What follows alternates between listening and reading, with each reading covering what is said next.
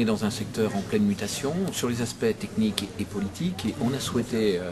éclairer les directeurs, d'une part pour qu'ils s'approprient, pour qu'ils peut-être évitent des écueils, des fausses routes, mais peut-être aussi qu'ils puissent saisir des opportunités, parce qu'un contexte qui change, même s'il n'est pas favorable, il y a quand même des opportunités à jouer, il vaut mieux être éclairé. Alors une matinée plus technique sur les GCSMS, les CPOM et la réintroduction des médicaments.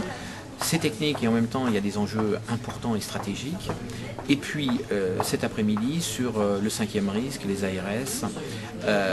parce qu'il se joue là quelque chose qui va amender profondément les fonctionnements des établissements et services.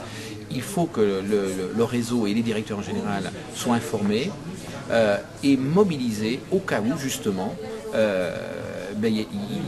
au cas où il y aurait des écarts entre les annonces, entre les besoins et finalement ce qui va sortir. Donc éclairer les directeurs très tôt pour que finalement à sortir d'un texte on puisse faire quoi et en penser quoi. Donc voilà, ça nous paraît absolument essentiel et on voit bien à la fin de la première matinée, quand on est aux séances des questions de la salle sur la table, on voit que les directeurs sont quand même, et ce depuis des années, parce qu'il y a eu trop de mutations peut-être, trop de changements, trop de réglementations, les directeurs sont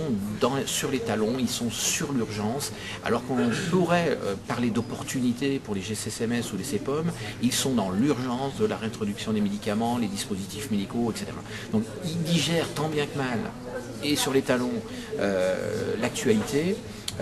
Et c'est vrai qu'il faut informer. Alors on se rend compte aussi à la FNADEPA, dans les réunions départementales, on a développé depuis quelques années de plus en plus d'informations sur le champ politique vieillesse, au sens très large. Et on voit la curiosité et l'engouement des adhérents là-dessus. On ne peut pas gueuler sur les moyens qui ne sont pas là si on ne resitue pas ça dans un contexte qui explique, mais aussi qui permet de comprendre et peut-être aussi de dénoncer. On nous expliquait ce matin que le ministère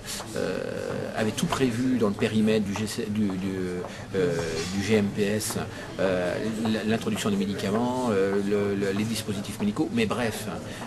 quand Philippe Bas a présenté le concept de pathossification, c'était un plus dans une démarche qualité pluriannuelle seconde génération.